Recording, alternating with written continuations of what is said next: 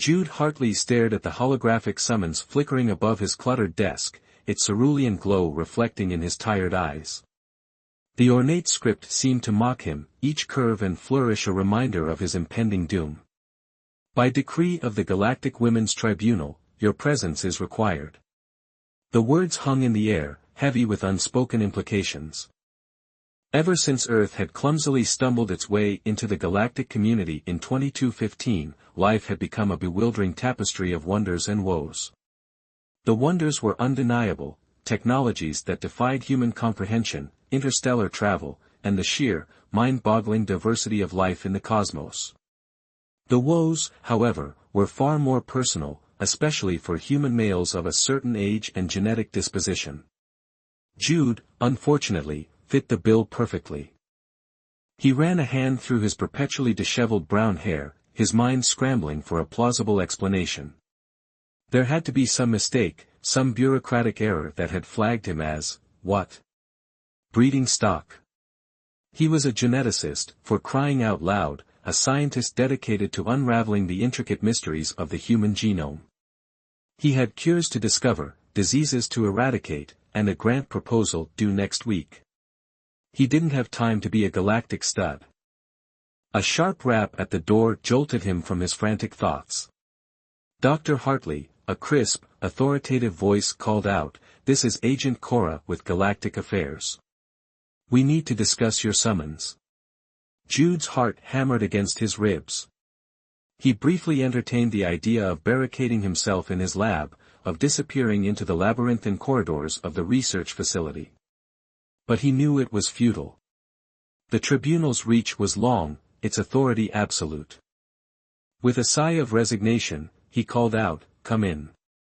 The door slid open with a soft hiss, revealing a woman who looked like she had been carved from granite. Agent Cora, her uniform immaculate, her expression unyielding, surveyed his lab with thinly veiled disapproval. "I assume you've received the notification," she stated, bypassing any semblance of pleasantries. Jude nodded, gesturing weakly at the holographic summons. "There must be some mistake. I'm a researcher, not, whatever it is you people are looking for."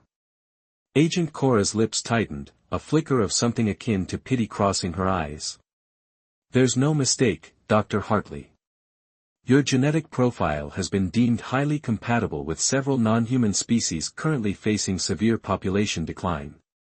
As per the Galactic Reproduction Treaty of 2220, you are hereby conscripted for off-world breeding duty." Jude stared at her, speechless. "Off-world breeding duty? You can't be serious. I have rights."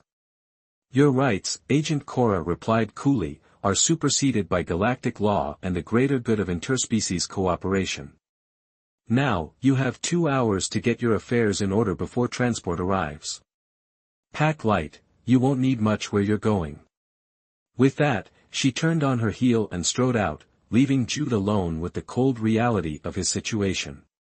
2 hours. He had 2 hours to say goodbye to his life, his work, his dreams. He frantically called his sister, Sarah, choked out a brief explanation, and promised to stay in touch, knowing full well that communication with Earth would be limited, if not impossible. He tried to contact his mentor, Dr. Eldrin, but only reached his voicemail. "Damn it," he muttered, slamming the phone down. He packed a small bag with a few changes of clothes, his toothbrush, and a worn copy of The Hitchhiker's Guide to the Galaxy, a small act of rebellion against the absurdity of his situation. As the transport ship approached, casting a long shadow over the research facility, Jude felt a knot of dread tighten in his stomach. This was it. There was no escape. The journey to the Galactic Women's Tribunal took 3 days in hyperspace. Jude spent most of the time staring out the viewport, watching the swirling vortex of faster-than-light travel, trying to reconcile himself to his fate. He tried to read, but the words swam before his eyes. He tried to sleep, but nightmares of alien harems and genetic experimentation plagued his dreams. When they finally emerged into normal space, Jude gasped. The Tribunal's headquarters was a colossal space station, easily the size of a small moon. Its sleek, organic curves resembled a giant lotus blossom floating in the void, a symbol of serene power. As their shuttle approached, Jude noticed hundreds of other small crafts swarming around the station like busy insects. Some, like his own, were arriving, carrying their cargo of unwilling conscripts. Others were departing, no doubt ferrying other men to their new lives as glorified studs for alien races. The thought made his skin crawl. The shuttle docked with a gentle thud, and Jude was escorted through gleaming corridors by a pair of blue-skinned guards. Their elongated limbs and large, almond-shaped eyes marked them as members of the Zari species, one of the elder races that had helped found the galactic community centuries ago. They were silent, impassive, their every movement conveying an air of quiet authority. They brought him to a cavernous chamber filled with rows of benches. Dozens of human men milled about, all looking as shell-shocked as Jude felt. Some were arguing with officials, their voices rising in futile protest. Others sat in stunned silence, their eyes glazed over with disbelief. A booming voice echoed through the chamber, "All new arrivals, please proceed to Processing Station 7 for initial screening and assignment." Jude shuffled forward with the crowd, his mind racing.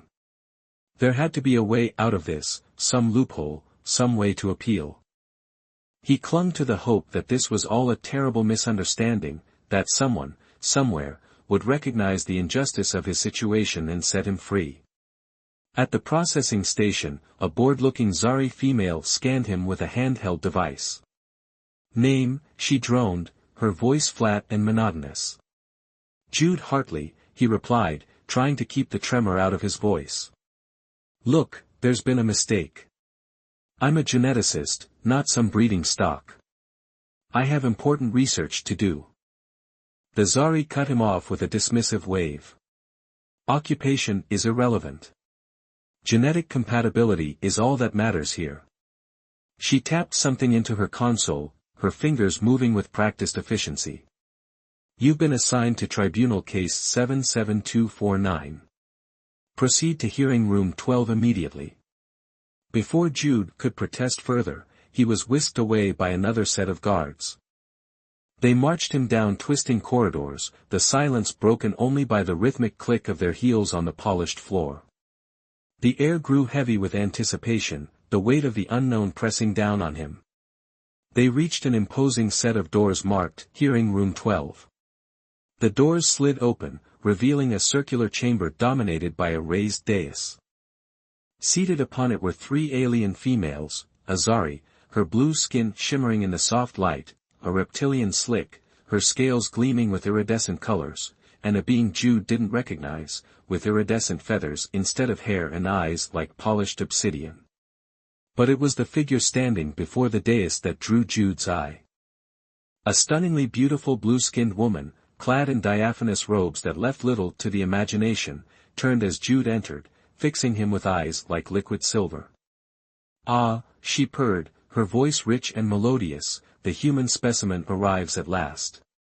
Jude bristled at being called a specimen, but before he could retort, the Zari judge spoke. "This tribunal is now in session," she intoned, her voice echoing through the chamber. Case 77249, the petition of Senator Zyra Cavo for a human breeding partner, Dr. Jude Hartley.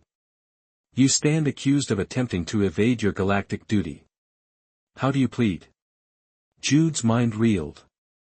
This was madness. Not guilty, he blurted out. I mean, I object to this entire proceeding. You can't just conscript people for breeding. The blue-skinned woman, Senator Cavo presumably, let out a tinkling laugh. Oh, my, such spirit. I do hope you'll keep that fire once we're married, darling. Married? Jude sputtered. Now wait just a minute. The slick judge cut him off with a hiss. Silence, human. You will speak only when addressed by this tribunal. Jude clamped his mouth shut, seething with impotent rage. This couldn't be happening. The feathered judge leaned forward, fixing Jude with her obsidian eyes. Dr. Hartley, perhaps you fail to grasp the gravity of the situation. Many species within the galactic community face dire population crises. The human genome offers unique adaptive qualities that could save entire civilizations from extinction. Your participation is not optional. But I have rights. Jude protested. What about bodily autonomy? Your antiquated notions of rights are irrelevant here, the Zari judge interrupted. Galactic law supersedes all local customs and regulations. You will comply, or face severe consequences. Senator Cavo sauntered closer, trailing a delicate blue hand across Jude's chest. He flinched away from her touch. Come now, my pet, she cooed, is the prospect of being my husband truly so terrible? I assure you, the pleasures I can offer far outweigh any inconvenience. Jude's skin crawled. I won't be a part of this, he growled. It's slavery, plain and simple. The senator's eyes flashed dangerously. Careful, human. You tread on thin ice. The slick judge leaned forward, her forked tongue flicking. Perhaps the specimen requires motivation to cooperate. Jude's blood ran cold at the implicit threat. He glanced around wildly, searching for some escape route, some way out of this nightmare. But the chamber was sealed, the guards watchful.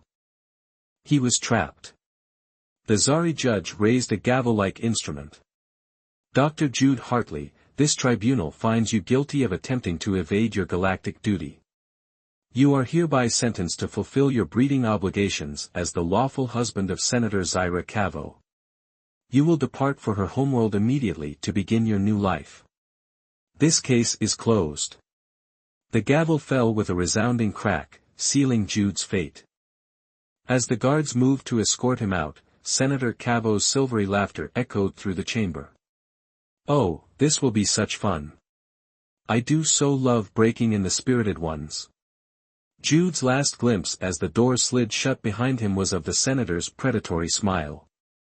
The trip to Senator Cavo's homeworld passed in a blur for Jude. He spent most of it locked in his quarters aboard her personal yacht, alternating between fruitless attempts to reason with his captors and bouts of despairing rage. When they finally emerged from hyperspace, Jude pressed his face to the viewport, taking in his first glimpse of the alien world that was to be his new home. Zari Prime hung in space like a glittering sapphire, its surface a swirling mosaic of deep blues and vibrant teals. As they descended through the atmosphere, Jude saw vast cities of crystalline spires rising from azure seas. It was breathtakingly beautiful, and utterly alien. They landed at a sprawling estate perched atop a cliff overlooking an endless ocean. Senator Cavo practically dragged Jude from the ship, eager to show off her new acquisition. Welcome home, my pet, she purred, gesturing grandly. I do hope you'll find your accommodations satisfactory. You'll want for nothing here, so long as you fulfill your duties, of course. Jude gritted his teeth, fighting back a biting retort. He had to play along, at least for now. Find some weakness, some way to escape this gilded cage. As they entered the mansion, a small army of blue-skinned servants swarmed around them.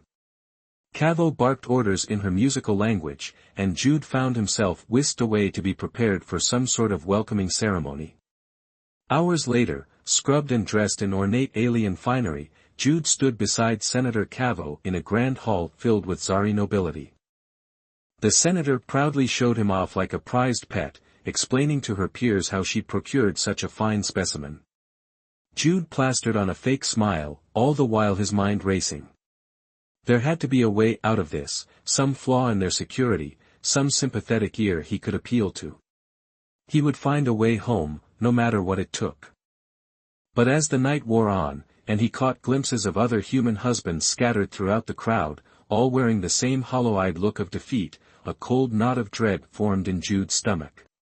What if there was no escape? What if this truly was to be his life from now on? As if sensing his thoughts, Senator Cavo sidled up to him, wrapping a possessive arm around his waist. Now, my pet, she whispered, don't look so gloomy. The night is young, and we have so much celebrating to do. Her meaning was unmistakable. Jude suppressed a shudder as she led him from the hall toward her private chambers. "Welcome to your new life, Dr. Hartley," he thought bitterly. Galactic stud extraordinaire. Lyra Cavo, a genetic scientist and distant cousin of Senator Zyra Cavo, watched Jude's forced integration into Zari society with growing unease. While most of her peers reveled in the genetic benefits the humans brought, Lyra couldn't shake the feeling that something was deeply wrong. The vacant look in Jude's eyes, the forced smile he wore, and the whispers she overheard about his treatment fueled a quiet rebellion within her. Lyra worked in one of the leading genetic research facilities on Zari Prime, dedicated to studying and integrating human DNA into the Zari gene pool. Initially, she had been excited about the project, believing it could cure genetic weaknesses plaguing her species. But as she witnessed the dehumanization of the human conscripts, her enthusiasm waned. One evening, Lyra found herself reviewing Jude's genetic profile. His file was thick with data, adaptability coefficients, telomere preservation factors, resistance to various toxins. It was like reading a textbook, except the subject was a living, breathing person. She paused on a note about Jude's research on Earth, a potential cure for a rare genetic disorder. The irony was stark: he had been taken from a world where he sought to heal to become a tool for another species' survival. A wave of guilt washed over Lyra. She closed the file, unable to look at it any longer. She knew she couldn't stand by and watch this injustice continue. But what could she do? Speaking out against the tribunal was unthinkable, especially for someone with her family connections. Open defiance would be swiftly crushed. She needed to be subtle, to work from within. The next day, Lyra sought out Jude at one of Senator Cavo's lavish garden parties. He was standing alone near a fountain, nursing a glass of something that looked suspiciously like water. Lyra approached him cautiously, careful to keep her voice low. "Dr. Hartley," she began, "may I have a word?" Jude looked up, startled.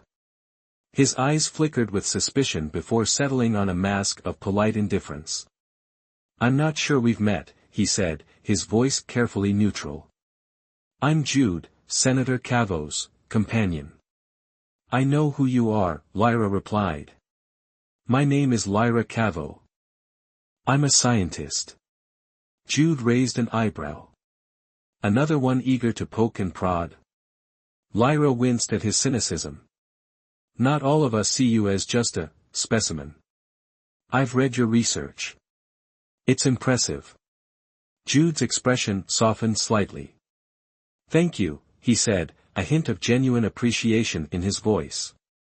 "It's nice to be recognized for something other than my genetic potential." Lyra hesitated, unsure how much she could trust him. But she had to start somewhere. I have concerns about the way humans are being treated here," she confessed. "It's not right." Jude's eyes narrowed. "You're telling me this? Azari?" "I may be Azari," Lyra said firmly, "but I'm also a scientist. And a person. I believe in ethical treatment, regardless of species." Jude studied her face, searching for any sign of deception. After a long moment, he seemed to reach a decision. "What do you want?" he asked. "I want to help you," Lyra replied. "I don't know how yet, but I can't stand by and watch this happen." "Help me how?" Jude asked skeptically. "Do you have a spaceship hidden somewhere? A secret rebel army?" Lyra shook her head. "No, nothing like that. But I have access to information, resources. Maybe I can find a way to improve your situation." "Improve my situation?" Jude scoffed. "I'm a glorified prisoner, forced to breed with someone I can't stand. What improvement is possible?" "I don't know yet," Lyra admitted. "But I won't give up. Will you let me try?" Jude hesitated again, then nodded slowly. "Okay," he said. "I'm in. But if this is a trick..." "It's not," Lyra assured him. "I promise." Over the next few weeks, Lyra and Jude met in secret, exchanging information and hatching a plan. Lyra used her position to gather data about the Galactic Reproduction Treaty, searching for loopholes or weaknesses. She also began subtly sabotaging the fertility clinic's procedures, lowering the success rates of the human breeding program. Their alliance was dangerous, and they both knew it. If caught, Lyra would face severe punishment, and Jude, well, his situation couldn't get much worse. But they were determined to fight back, to reclaim some semblance of control over their lives. One day, Lyra discovered a hidden clause in the Galactic Reproduction Treaty. If a conscript could prove that their reproductive rights were being violated, they could petition for release. It was a long shot, but it was their best hope. "We need evidence," Lyra told Jude. "Proof that you're being forced, that your consent is not being respected." Jude's face darkened. "That won't be hard to come by." Lyra knew what he meant. Senator Cavo made no pretense of caring about Jude's feelings or desires. He was a means to an end, nothing more. Together, they hatched a plan to document Cavo's abuse, using hidden recording devices and carefully worded conversations to build a case against her. It was risky, but they were running out of time. The tribunal was growing impatient with the slow progress of the breeding program, and pressure was mounting on Senator Cavo to produce results. As they prepared to present their evidence to the tribunal, Lyra couldn't help but feel a flicker of hope. Maybe, just maybe, they could win this fight. Maybe they could break free from the chains of the Galactic Reproduction Treaty and create a better future for themselves and all the other human conscripts. But as she looked into Jude's eyes, she saw a deep-seated weariness, a resignation that worried her. He had been through so much, endured so much. Could he really believe that change was possible? "Don't give up on me now," Lyra said, placing a hand on his arm. "We're almost there." Jude managed a weak smile. "I'm not giving up," he said. "But I've learned not to expect too much." Lyra squeezed his hand. "Then let me do the expecting for both of us," she said. "We're going to win this, Jude. I promise." Agent Cora stared at the datapad in her hands, the image of Jude Hartley's face seeming to mock her. It had been months since she delivered his summons, months since she had forced him onto that transport ship, and the guilt was beginning to gnaw at her. She had always believed in the Galactic Reproduction Treaty, in the necessity of interspecies cooperation. But something about Jude's case had stuck with her, a nagging feeling that she had participated in something profoundly wrong. Cora worked for Galactic Affairs, the agency responsible for enforcing tribunal law and ensuring the smooth execution of the Reproduction Treaty. She had always been a loyal and dedicated agent, believing in the greater good that the treaty served. Species were dying out, their genetic diversity dwindling. Human DNA offered a lifeline, a chance for survival. It was a logical, necessary solution. Or so she had always told herself. But seeing the human conscripts, their faces filled with despair and resentment, had started to chip away at her convictions. They weren't just genetic resources, they were sentient beings, with their own lives, their own dreams. And she was the one who was tearing them away from everything they knew.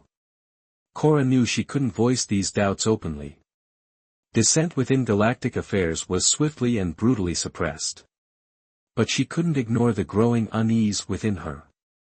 She started discreetly investigating the cases she had handled, looking for any sign of abuse or mistreatment. What she found disturbed her deeply. Several conscripts had reported instances of forced breeding, physical and emotional abuse, and outright enslavement. Their complaints had been dismissed, their voices silenced. Cora realized that the system she had so blindly supported was riddled with corruption and injustice. She focused on Jude's case, accessing his file and reviewing the details of his assignment to Senator Zyra Cavo. Cavo was known for her ruthlessness and her insatiable desire for genetic perfection. Cora had heard whispers of her cruelty, of the way she treated her human consorts like disposable playthings. Cora knew she had to do something, but she was trapped. She was bound by her oath, by her duty to uphold galactic law. But how could she uphold a law that was so blatantly unjust? One day, Cora received a coded message from an anonymous source. It contained a link to a secure data dump filled with evidence of corruption within galactic affairs, including details of Cavo's abuse of human conscripts. The message was signed simply, "The Resistance." Cora hesitated. This could be a trap, a way to expose and discredit dissenters within the agency. But the evidence was compelling, undeniable. She knew she couldn't ignore it. She spent days poring over the data, verifying the information and cross-referencing it with her own findings. The more she learned, the more horrified she became. The Galactic Reproduction Treaty, once a symbol of interspecies cooperation, had become a tool for exploitation and oppression. Cora knew she had to make a choice. She could continue to blindly follow orders, burying her conscience and perpetuating the cycle of abuse. Or she could take a stand, risking everything to expose the truth and fight for justice. She decided to contact the Resistance. Using a secure channel, she sent a message to the anonymous sender, offering her assistance. She knew it was a dangerous gamble, but she was willing to take the risk. The Resistance responded quickly, providing her with instructions and a list of contacts within galactic affairs who were secretly working to undermine the corrupt system. Cora discovered that she wasn't alone. There were others who shared her doubts, who were willing to fight for a better future. Together, they began to gather evidence, to document the abuses, and to plan a coordinated effort to expose the truth to the Galactic Tribunal. They knew it wouldn't be easy. The forces aligned against them were powerful and ruthless. But they were determined to fight for what was right, no matter the cost. Cora knew that her actions could have severe consequences. She could be arrested, imprisoned, or even executed for treason. But she couldn't live with herself if she did nothing. She had a duty to the victims of the Reproduction Treaty, to the human conscripts who had been forced to sacrifice their freedom and their dignity for the sake of other species. She thought of Jude Hartley, his face etched with despair, his eyes filled with a quiet resignation. She had been the one to deliver his summons, to condemn him to this fate. She owed it to him, and to all the others like him, to do everything in her power to set them free. As she prepared to take her first steps towards rebellion, Cora felt a mixture of fear and exhilaration. She was stepping into the unknown, challenging the very foundations of the galactic order. But she knew she was on the right side of history. And that was all that mattered. She knew it would be a long and difficult fight. The tribunal was powerful, and the forces of corruption were deeply entrenched. But she was determined to persevere, to expose the truth, and to bring justice to those who had been wronged. She would not rest until the Galactic Reproduction Treaty was reformed, until the human conscripts were freed, and until the galactic community recognized the inherent dignity and worth of all sentient beings. She owed it to them, and she owed it to herself. She had a wrong to right, and she would not rest until it was done. Jude bided his time, carefully observing the rhythms of Zari society and searching for any sign of discontent. He wasn't the only human in this gilded cage, and he knew that somewhere, amongst the forced smiles and hollow eyes, there had to be others who yearned for freedom. One evening, at another excruciatingly dull reception, Jude found himself cornered by a fellow human, a burly man with a shaved head and a defiant glint in his eyes. "Name's Marcus," the man growled, extending a calloused hand. "I've been watching you, Hartley. You don't seem like you've completely given up yet." Jude cautiously shook his hand. "What makes you say that?" "The way you look at the guards," Marcus replied. "The way you clench your fists when Cavo parades you around like a prize pet. I know that look. It's the look of someone who's ready to fight back." Jude hesitated. He didn't know this man, and he couldn't afford to trust the wrong person. But something about Marcus's intensity resonated with him. "What do you have in mind?" he asked. Marcus grinned, a flash of teeth in the dim light. "I'm organizing something. A way out of this hellhole." Are you in? Jude's heart pounded. He had dreamed of this moment, of finding others who shared his desire for freedom. But the risks were enormous. What kind of something, he asked, his voice low. Are we talking about escape? Rebellion? Both, Marcus replied. Escape is the first step, but we need to make a statement. We need to show the tribunal that we're not just breeding stock. We're people, and we deserve to be treated with respect. Over the next few weeks, Jude and Marcus worked in secret, contacting other human conscripts and spreading their message of resistance. They found that there were many who were eager to join their cause, tired of being treated like slaves and longing for their homes on Earth. Lyra, Jude's Zari ally, proved invaluable in their planning. She used her access to the Zari network to gather intelligence about security protocols, transport schedules, and communication channels. She also provided them with tools and resources, including hidden communication devices and rudimentary weapons. The plan was audacious, a coordinated uprising, timed to coincide with a major tribunal inspection of Zari Prime. They would seize control of the spaceport, commandeer a transport ship, and broadcast a message to the galaxy, exposing the abuses of the Galactic Reproduction Treaty in demanding their freedom. The risks were immense. If they were caught, they would face certain death. But the alternative, a lifetime of forced breeding and servitude, was even worse. The day of the uprising arrived with a tense, heavy atmosphere.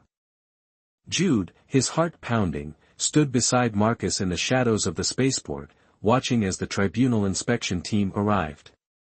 The Zari guards were on high alert, their weapons drawn, their eyes scanning the crowd. Marcus turned to Jude, a grim smile on his face. Ready to make some noise? He asked. Jude took a deep breath and nodded. Let's do it. At Marcus' signal, the human conscripts surged forward, overwhelming the Zari guards with a coordinated attack. They fought with a ferocity born of desperation, fueled by years of pent-up rage and resentment. The spaceport erupted into chaos. Lasers flashed, alarms blared, and the air filled with the sounds of battle.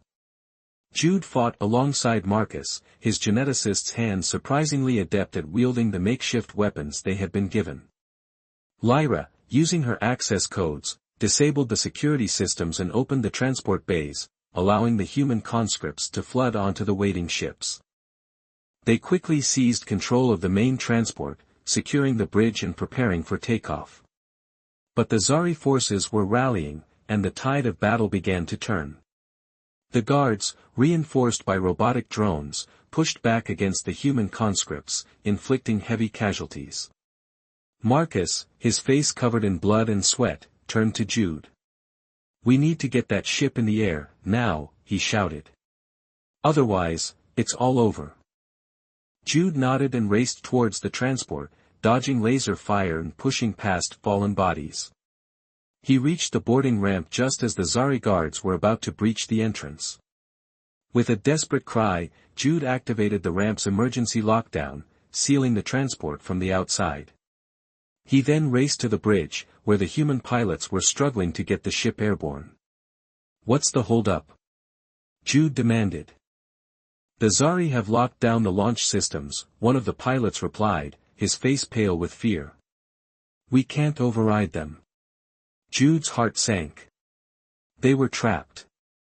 But then he remembered Lyra. He grabbed a communicator and frantically called her number.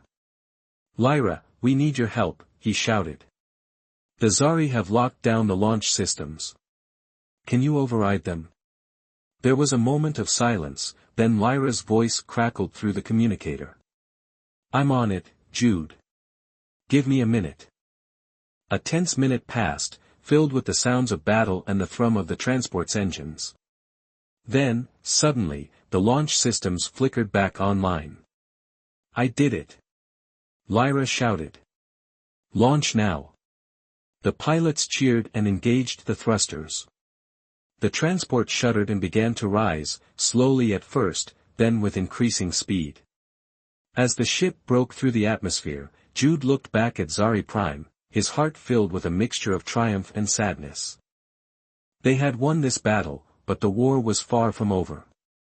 They had sent a message to the galaxy, a message of defiance and hope. Now, it was up to the rest of the galactic community to listen. The uprising on Zari Prime sent shockwaves throughout the galactic community. The broadcast message, smuggled out by Marcus and his rebels, went viral across the interstellar networks. Species that had long benefited from the Galactic Reproduction Treaty suddenly found themselves facing scrutiny and condemnation. Public opinion, swayed by the graphic accounts of human suffering, began to turn against the tribunal. On Zari Prime itself, the rebellion had been brutally suppressed. The tribunal dispatched a fleet of warships, swiftly quashing the remaining pockets of resistance. Marcus and many of his followers were captured, facing certain execution. But their sacrifice had not been in vain.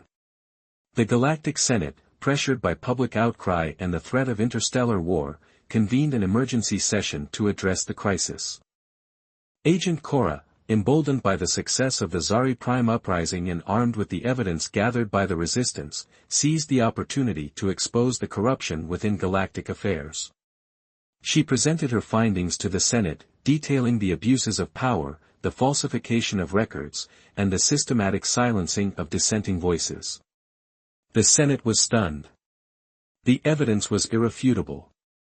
Senator Zyra Cavo, along with several other high-ranking officials, was immediately arrested, stripped of her titles, and charged with crimes against sentient beings. The Galactic Reproduction Treaty was suspended pending a full review.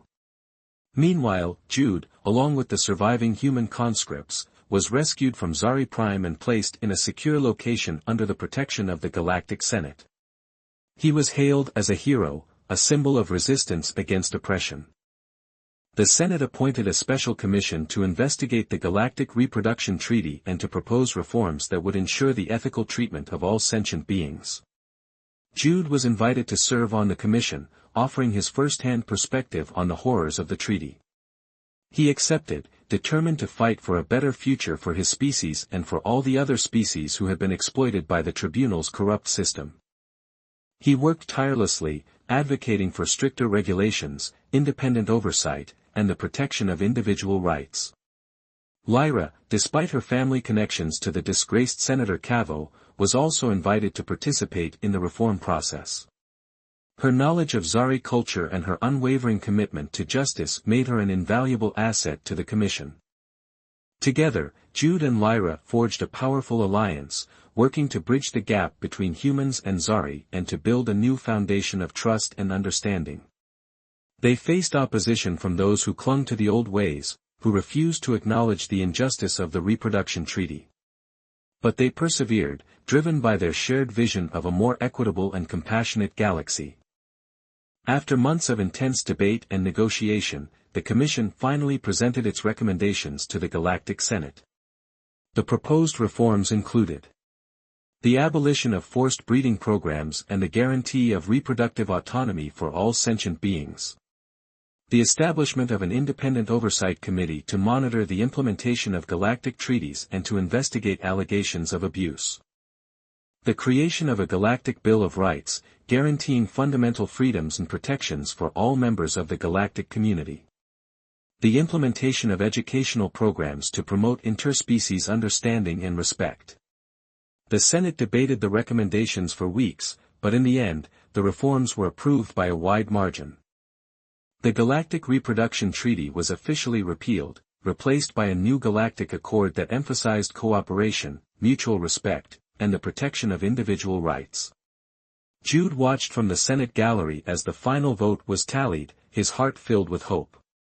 It was a victory for humanity, a victory for justice, and a victory for the entire galactic community.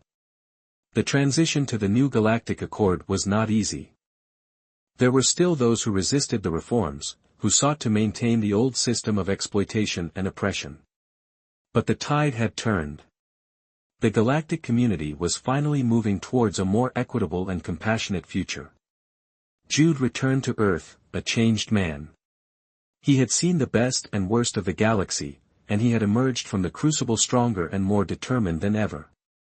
He resumed his research, dedicating his life to finding cures for genetic diseases and to promoting interspecies understanding. He stayed in touch with Lyra, their friendship deepening over time. They continued to work together, advocating for the rights of marginalized species and building bridges between Earth and the Zari civilization. Years later, Jude stood on the steps of the United Nations, addressing a crowd of thousands. He spoke of the lessons he had learned from his experiences on Zari Prime, of the importance of fighting for justice, and of the power of human resilience. "We are not just breeding stock," he declared, his voice ringing out across the crowd. "We are not just genetic resources. We are human beings, with our own lives, our own dreams, and our own inherent worth. And we will not be silenced." The crowd roared its approval, a chorus of voices united in a shared vision of a better future. Jude smiled, knowing that the struggle was far from over, but that the seeds of change had been sown. And that, he knew, was a victory in itself.